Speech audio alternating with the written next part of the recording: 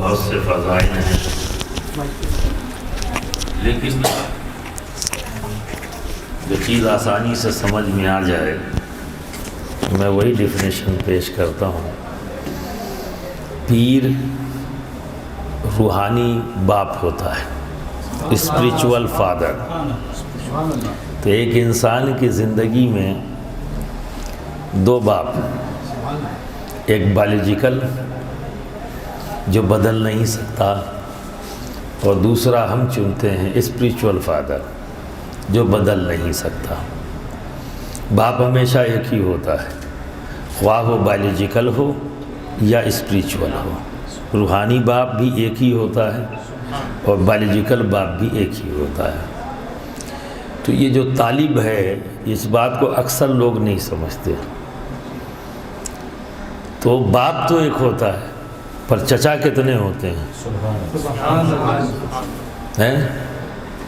بہت سے ہو سکتے ہیں چچا، 4 ہو سکتے ہیں، 5 ہو سکتے ہیں، ٹھیک ہے۔ تو طالب ہونے کا مطلب یہ ہے کہ ہم نے چچا بنا لیا، ٹھیک ہے۔ تو اکثر باپ کی بھی نگاہ بھتیجے پر ہوتی ہے، وہ بھی اولاد کی طرح ہے نا، باپ کے اولاد۔ اور چچا بھی اپنے بھتیجوں کو کس طرح سے دیکھتا ہے؟ اگر اسے پوچھا جائے کہ اس بچے کی حیثیت تمہاری نظر میں کیا ہے تو وہ کیا کہے گا؟ اولاد، یہ بھی میری اولاد کی طرح ہے۔ تو چچا بھی اپنی نگاہ اس بچے پر اسی انداز میں ڈالتا ہے، اپنی اولاد سمجھتے ہوئے۔ تو اسی لیے بزرگان دین نے جب کسی پر دل آ جائے، یہ محبت کا سودا ہے، ٹھیک ہے۔ تو جب کسی پر دل آ جائے، محبت ہو گئی، ٹھیک ہے، تو اسے میں نے اپنا پیر بنا لیا۔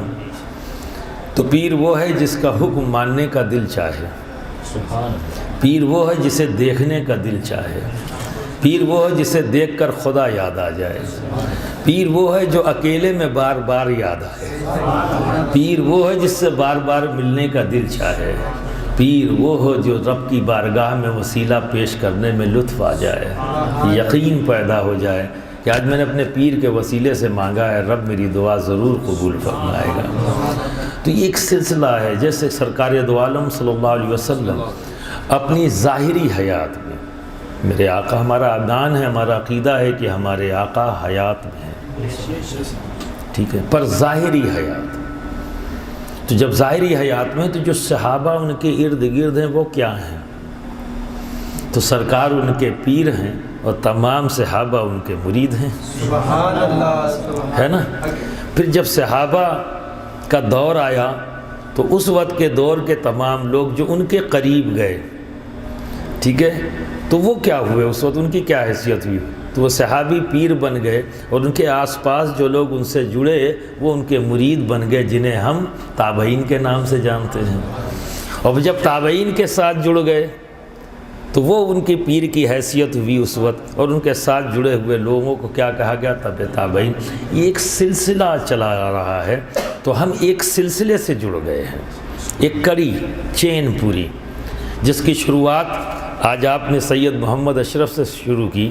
میں کمزور ہوں پر وہ کڑی تو مضبوط ہے جو ہمیں نبی تک پہنچاتی ہے، علی تک پہنچاتی ہے۔ آپ سمجھ رہے ہیں نا؟ تو آپ اسی طرح سے انداز لگائیں جیسے وضو کا پانی، نسبتیں تقدیر کو بدل دیتی ہیں۔ حکم ہے نا کہ وضو کا پانی، ہر پانی کے لیے حکم ہے، صرف 2 پانی ایسا ہے جس کو کھڑے ہو کے پینے کی حکم دیا گیا۔ ایک آب زمزم، جسے کھڑے ہو کے، کیوں؟ احتراماً، چونکہ اس پانی کو نسبت حاصل ہے ایک نبی کے قدموں سے۔ حضرت اسماعیل علیہ السلام کی ایڑیوں سے اسے نسبت حاصل ہو گئی، تو اس پانی کی دیکھیے کیا تقدیر بدلی، کیا اس کا مرتبہ بلند ہوا کہ دنیا کا ہر پانی پینے کے لیے حکم ہے بیٹھ کر پیو، اور زمزم کو کھڑے ہو کے پیو، تاکہ آپ ریسپیکٹ پے کرو اس نسبت کو، جو نسبت اس پانی کو حاصل ہے ایک نبی کے قدموں سے۔ پھر ایک پانی ہے وضو کا پانی، ہے نا، جسے کھڑے ہو کر پینا ہے ہمیں۔ وضو کر لیا، اب جو پانی بچا ہے ہمارے اس میں، اسے کھڑے ہو کے پینا ہے۔ تو اس نے کیا کیا ہے؟ کتنا عظیم کام! اس نے کیا کیا ہے اس پانی نے کہ مجھے اپنے رب کی بارگاہ میں کھڑے ہونے کے قابل بنایا ہے۔ جب میں وضو کر رہا ہوں، بنا وضو کے نماز نہیں ہے، تو جب میں نے وضو کیا ہے تو اس پانی نے کیا کیا، مجھے اس قابل بنا دیا کہ میں اپنے رب کی بارگاہ میں کھڑا ہو جاؤں۔ تو یہ احسان اس پانی کا جو ہوا، اس کو ہم ریسپیکٹ پے کر رہے ہیں، کیا کہ ہم اسے کھڑے ہو کر تو بچا ہوا ہے، اس نے تو کچھ نہیں کیا۔ جس نے صاف کیا ہے وہ تو بہہ گیا، جو بچا ہے ہم نے اس کو پیا ہے کھڑے ہو کے، اس کو ریسپیکٹ بھی کی ہے۔ تو کیا پتہ لگا، جو بچا ہے اس کو نسبت تو اسی سے ہے نا جس نے مجھے پاک کیا ہے، جس نے مجھے اس لائق بنایا ہے، نسبت۔ تو اسی نسبت کی چین کا نام ہے سلسلہ۔ Chishti order, Qadri order, Naqshbandi order, Suhrawardi order, Nizami order, Ashrafia order, یہ تمام کیا ہے، یہ ہمیں وہاں تک پہنچاتی ہے نسبت جو ہماری بخشش کی ایک وجہ بنے گی، کیونکہ یہ وہ بندے ہیں جنہوں نے اپنے رب کو راضی کر لیا۔ تو آج آپ جس سلسلے میں داخل ہوئے ہیں، حضرت مخدوم سلطان سید اشرف جہانگیر سمنانی، یہ سمنان کے بادشاہ تھے۔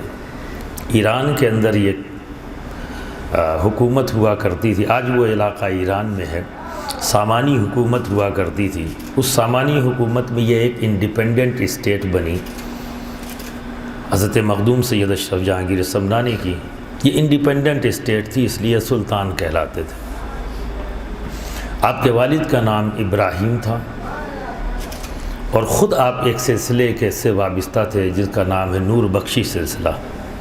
اور مخدوم سید اشرف جہانگیر سمنانی کا جو ننیحالی رشتہ ہے نانا کا، وہ خود آج سینٹرل ایشیا کے اندر قزاقستان میں حضرت خواجہ سید احمد یسوی رحمۃ اللہ تعالیٰ علیہ، جو آج بھی بالکنز ٹرکی سے لے کر اور رشیا تک، یہ جو 7 ملک ہیں کنٹریز بالکنز میں، کوسوو، بوسنیا، قزاقستان، ازبیکستان، ترکمینستان، جتنے 7 تان ہیں، ان تانوں میں وہ آج بھی وہ سلسلہ مشہور و معروف ہے، یسوی سلسلہ۔ تو آپ کا ننیحالی سلسلہ یسوی اور ددیالی سلسلہ جو تھا وہ نور بخشی سلسلہ۔ تو آپ کے یہاں کوئی اولاد نہیں تھی، سلطان ہیں، فکر ہے کہ آنے والے دنوں میں کون ہوگا میرا جانشین، کون اس سلطنت کو آگے بڑھائے گا۔ تو ایک ابراہیم نام کے مجذوب اچانک محل میں پہنچے اور انہوں نے بشارت دی کہ ابراہیم پریشان مت ہو، اللہ رب العزت تمہیں ایک بیٹا دے گا، لیکن اس کی پرورش کرنے میں تم کسی طرح کی کوتاہی مت کرنا، وہ رب کی جانب سے تمہارے پاس امانت ہے، اس کی تعلیم و تربیت کا پورا خیال رکھنا۔ یہ کہہ کر پھر وہ غائب ہو گئے۔ پھر رات میں جب سوئے تو رات میں دونوں میاں اور بیوی دونوں نے، ہسبینڈ وائف نے خواب دیکھا کہ سرکار دو عالم صلی اللہ علیہ وسلم تشریف لائے اور فرمایا فرزند ابراہیم پریشان مت ہو، اللہ تمہیں ایک بیٹا دے گا، اس کا نام اشرف رکھنا، دھیان رہے اس کی تعلیم و تربیت میں کسی قسم کی کمی نہ ہو۔ یہ بشارت مل گئی۔ دوسرے دن ان کی والدہ کو، سید اشرف جہانگیر سمنانی کی والدہ پھر خواب دیکھتی ہیں، تو اپنے جد کریم کو دیکھتی ہیں، حضرت خواجہ سید احمد یسوی رحمۃ اللہ تعالیٰ علیہ، وہ تشریف لائے ہیں خواب میں، فرمایا کہ بیٹی پریشان مت ہو، اللہ رب العزت تمہیں ایک فرزند دے گا، اس کا نام اشرف رکھنا۔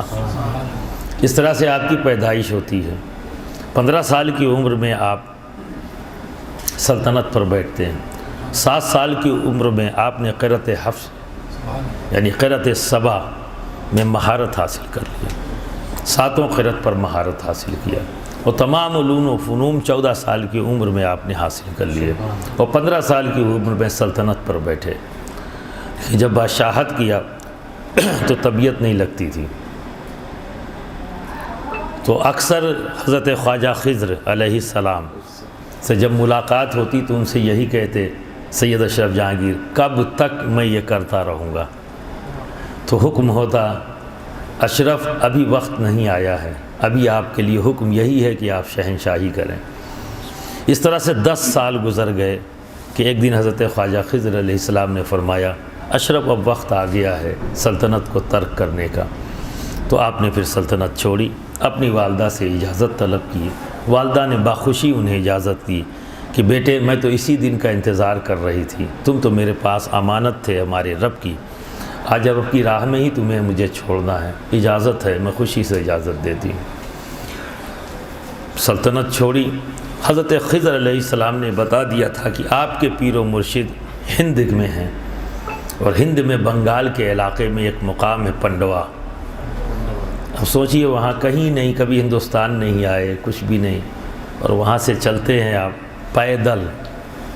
جس انسان کی پرورش اس انداز میں ہوئی کہ قدم کبھی قالین کے سوا نہ پڑے ہوں، ایک آواز پر 10 غلام دوڑتے ہوں پانی دینے کے لیے، وہی انسان اکیلا تن و تنہا اس راہ پر چل پڑا ہے جس کے بارے میں وہ پہلے سے نہیں جانتا، نہ کبھی اس راہ پہ چلا ہے، لیکن پورے کانفیڈنس کے ساتھ وہ چل پڑے، کیونکہ ان کا ماننا تھا کہ اللہ میرا محافظ ہے، میں اپنے محل میں ہوں تو بھی میرا محافظ میرا رب ہے، میں جنگل میں ہوں تو بھی محافظ میرا رب ہی ہے، میں سمندر کے اگر سینے پر ہوں تو بھی میرا محافظ رب ہی ہے۔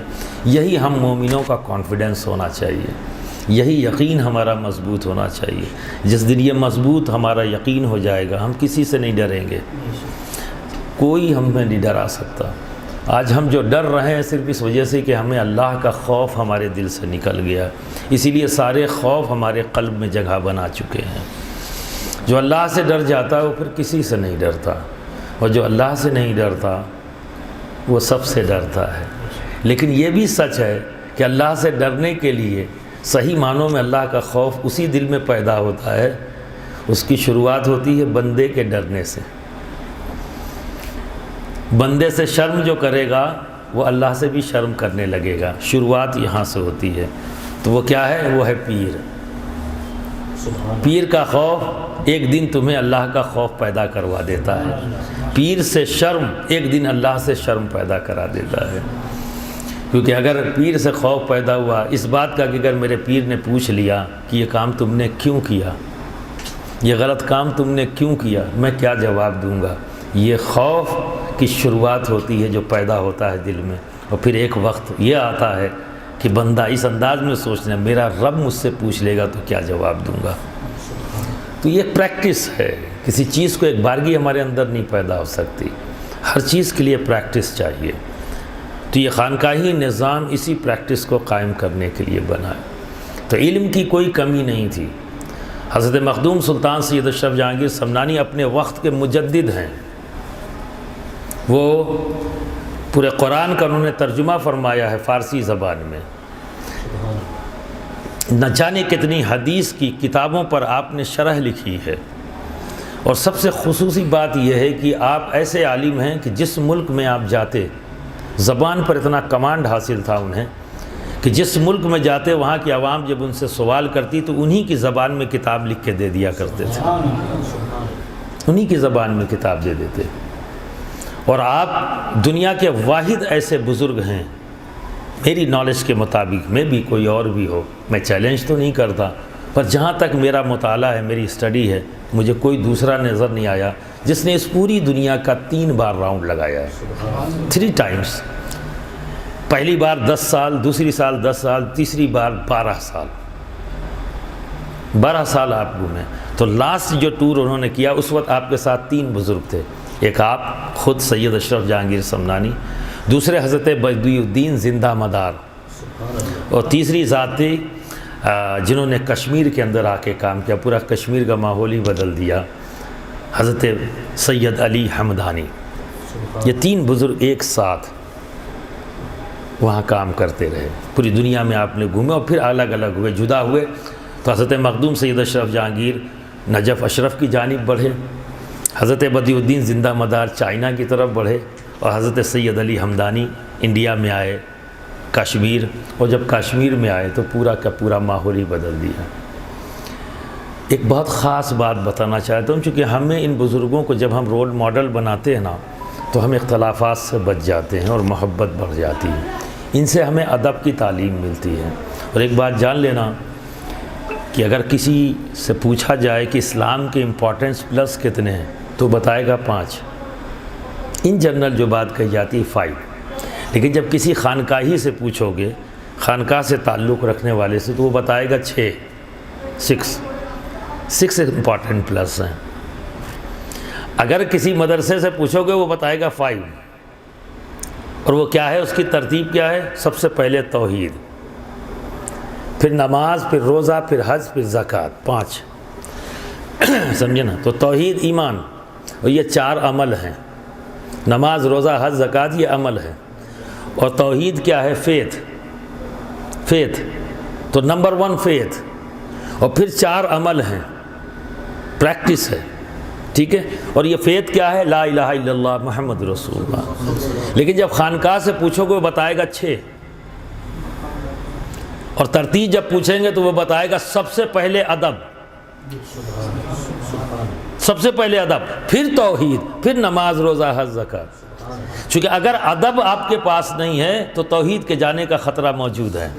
اور توحید چلا گیا تو پھر عمل کسی کام کا نہیں ہے، تمہارے منہ پر رب اس عمل کو پھینک دے گا. تو عمل کے لیے شرط ہے ایمان کا ہونا، اور ایمان کے بچنے کی شرط ہے ادب کا ہونا. ادب کا ہونا. تو برادران ملت اسلامیہ، اس ادب کو دیکھیے. دین کا کام یہ ضروری ہے، کیسے ہوگا یہ ضروری ہے، اس کے بارے میں سوچنا، غور و فکر کرنا یہ ضروری. کون کرے گا یہ ضروری نہیں، کرنے والا کوئی بھی ہو سکتا ہے. اور یہ سب کو اختیار ہے، امت محمدی میں سب کو اختیار ہے. آپ کر سکتے ہو، آپ کر سکتے ہو، آپ کر سکتے ہو، اپنی اپنی ایبیلٹی کے مطابق آپ کام کر سکتے ہو. یہ اختیار اللہ کے رسول نے ہمیں دیا ہے. پچھلی امتوں کے پاس نہیں تھا یہ اختیار، ہمیں ملا ہے نبی کے قدموں کے صدقے. لیکن ویژن کیا ہونا چاہیے ہمارا؟ کتنا کلیئر ویژن ہے. حضرت سید علی ہمدانی کشمیر میں آئے. آج پورے کشمیر 95% مسلم نظر آتے ہیں. ٹھیک ہے. اور یہ حضرت سید علی ہمدانی کی دین ہے. پر وہاں ایک بھی شافعی نہیں ملتا، اوریجنل کشمیری شافعی نہیں. آپ دیکھ رہے ہیں. اور حضرت سید علی ہمدانی شافعی ہیں. ان کا مسلک کیا تھا؟ شافعی مسلک. وہ بزرگ ہیں شافعی مسلک کے. اور کشمیر میں سارے حنفی مسلک کے ہیں.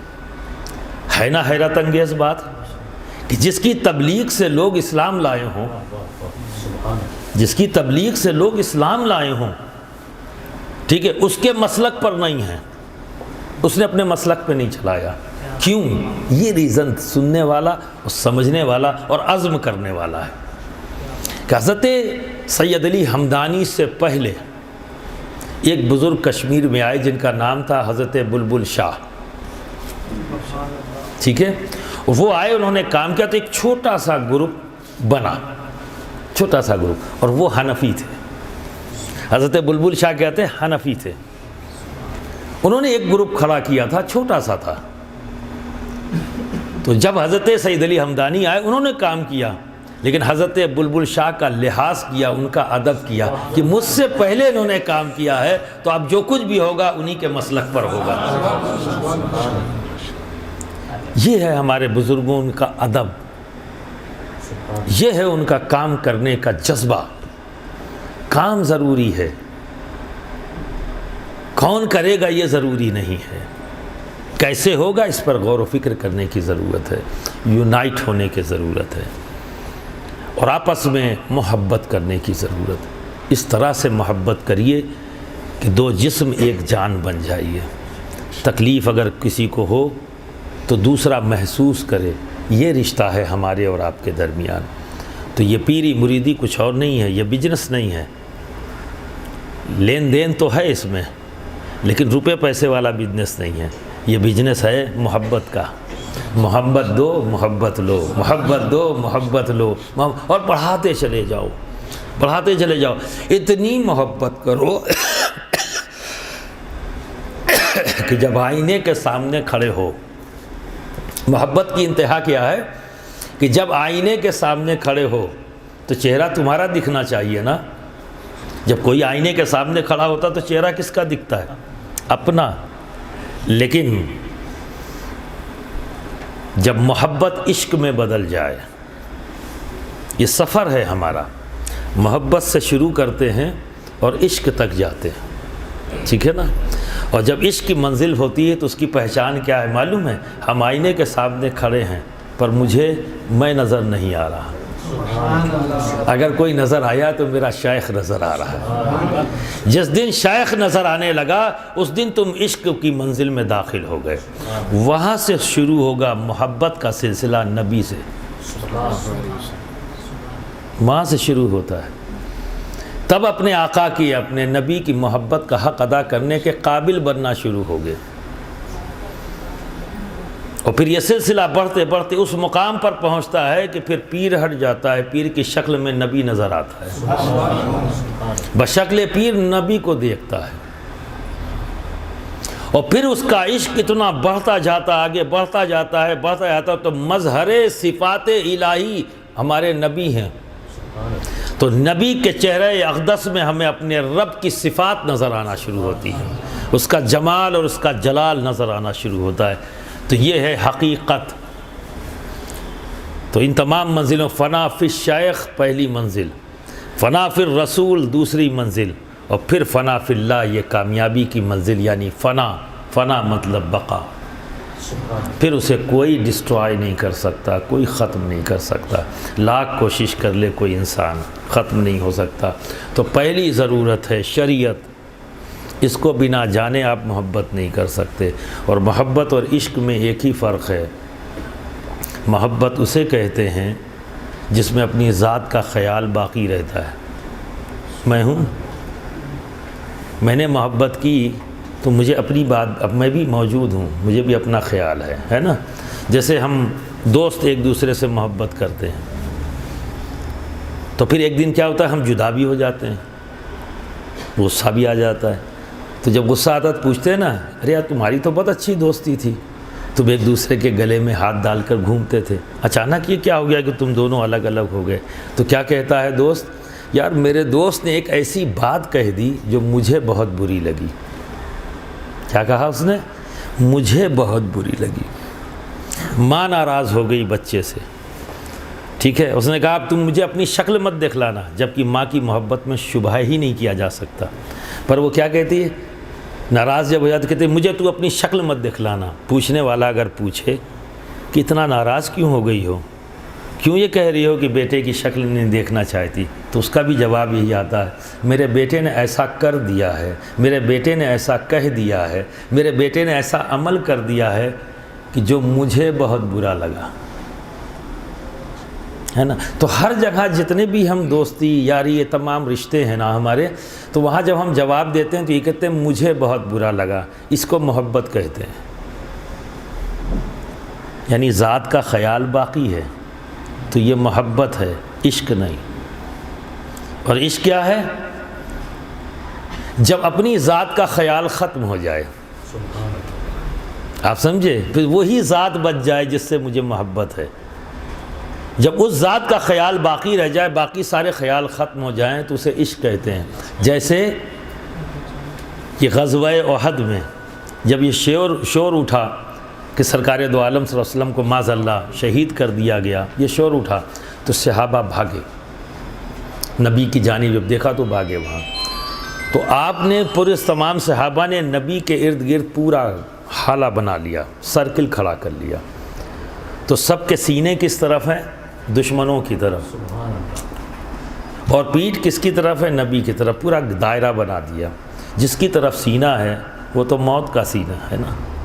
سامنے سے تیر آئیں گے، سامنے سے تلواروں کا ہے، انہیں اپنا خیال نہیں ہے. خیال کس کا ہے؟ نبی کا خیال ہے. اسے عشق کہتے ہیں. تو ہمیں اپنے نبی سے عشق کرنا ہے. ایک بارگی عشق نہیں ہوگا، یہ پریکٹس ہے. پیر سے محبت، اور جب یہ عشق تک پہنچتا ہے تب جا کر نبی سے محبت اور پھر عشق کی منزلیں پہنچتی ہے. اس سے پریکٹس، ہمیں پریکٹس کرنی ہوتی ہے. تو یہ روحانی باپ ہے، اسپریچول باپ ہے. ٹھیک ہے. یہ ہمیشہ آپ کے لیے اچھا سوچتا ہے، ہمیشہ دعا گو.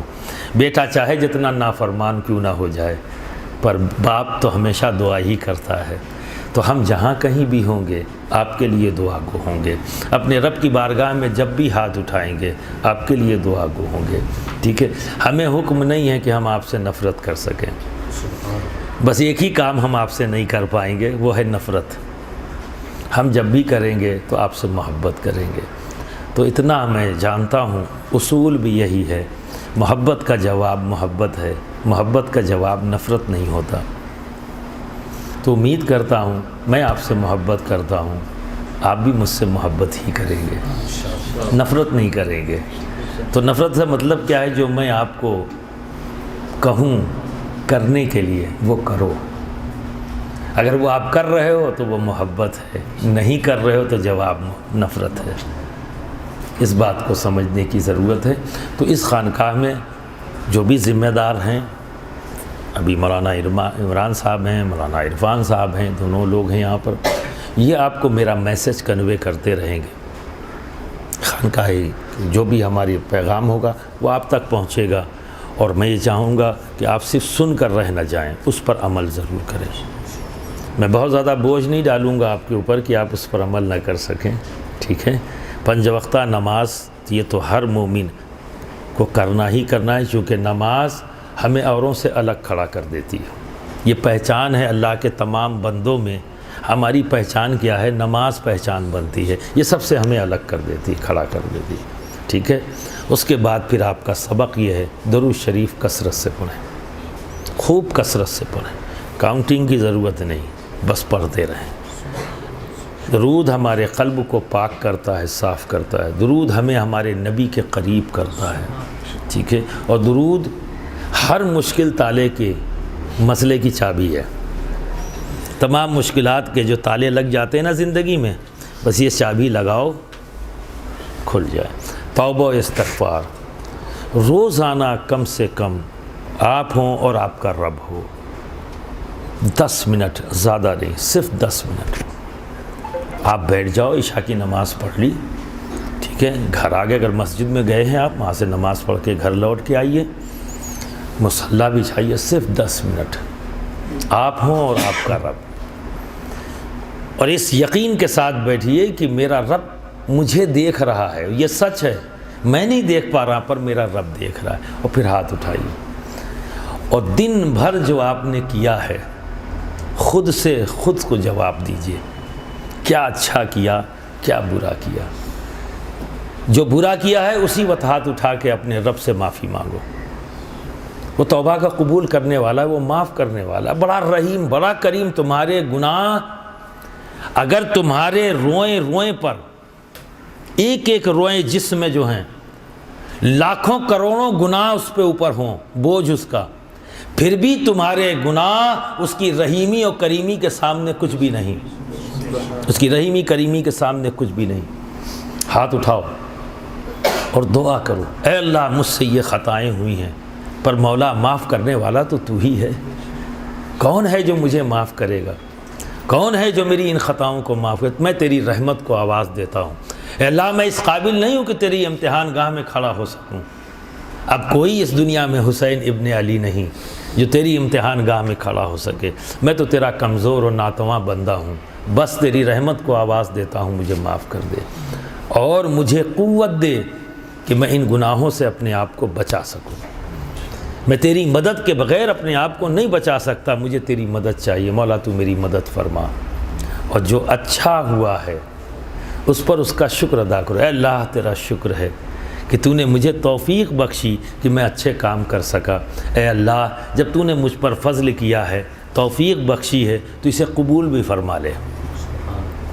جب تم یہ دعا کرو گے تو تمہارا دل انانیت، بڑائی کا سودا، تکبر، ایگو اس سے صاف ہوتا جائے گا، یہ قریب نہیں آئے گا۔ اور جب کوئی تمہاری تعریف کرے، یہ بھی شیطان کا بڑا خطرناک حربہ ہے کہ انسان تعریف کرتا ہے کہ آدمی آپ بہت اچھے ہیں، آپ تو بہت نمازی ہیں، آپ تو بہت نیک ہیں۔ شیطان کا یہ بڑا خطرناک حربہ ہے۔ اس سے بچنے کا طریقہ یہ ہے کہ جب کوئی آپ کی تعریف کرے، سمجھے، تو اللہ کا شکر ادا کرو، یہ میرے رب کا فضل ہے، یہ میرے والدین کی پرورش کا نتیجہ ہے، یہ میرے شیخ کی دعا ہے، یہ میرے استاد کی تعلیم ہے جو میں یہ کام کر سکا، اور میرے رب کا فضل ہے۔ تو انانیت سے بچ جاؤ گے، بڑائی کے سودے سے بچ جاؤ گے، اور اگر اپنی ذات پہ لے لیا تو انانیت و گھمنڈ، فوراً سارے اچھے عمل ختم ہو جائیں گے۔ تو روزانہ 10 منٹ اپنے آپ کو دینا ہے، گریوزاری کرنا ہے۔ شروعاتی دور میں نے کہا نا، ہر کام کو کرنے کے لیے پریکٹس میں آنا پڑتا ہے۔ ہو سکتا ہے شروعات میں آپ کی آنکھوں سے آنسو نہ آئے، منہ بنا لو، چہرہ بنا لو رونے کا۔ پہلے چہرہ بناؤ گے تو ایک دن ایسا آئے گا کہ زارو قطار رو گے۔ تو ندامت کے آنسو، توبہ کے آنسو بڑے قیمتی ہیں۔ ان کے لیے علماء نے ان کے لیے یہ کہا ہے، بزرگوں نے یہ فرمایا ہے کہ اگر کوئی ندامت کے آنسو اور توبہ کے آنسو جب جاری ہوتے ہیں تو ہمیں چاہیے کہ ہم اسے اپنے جسم پر مل لیں۔ اگر شامت اعمال کی بنیاد پر خدا نخواستہ رب جہنم میں ڈال دے تو وہ آنسو جہاں جہاں لگیں گے اس جگہ کو جہنم کی آگ جلا نہ سکے گی۔ تو ہم روز اس کام کو کریں، صرف 10 منٹ، اللہ نے 24 گھنٹے ہم کو دیے ہیں۔ تو اپنا اس کو خانقاہی زبان میں یا تصوف میں اہل اللہ کیا کہتے ہیں؟ محاسبہ۔ اسے کیا کہتے ہیں؟ محاسبہ۔ تو آج پہلا دن، پہلی تعلیم محاسبہ۔ انشاءاللہ اگلی جب ملاقات ہوگی تو پھر میں آگے کی منزل بتاؤں گا کہ آپ کو کیا کرنا ہے۔ وآخر دعوانا ان الحمدللہ۔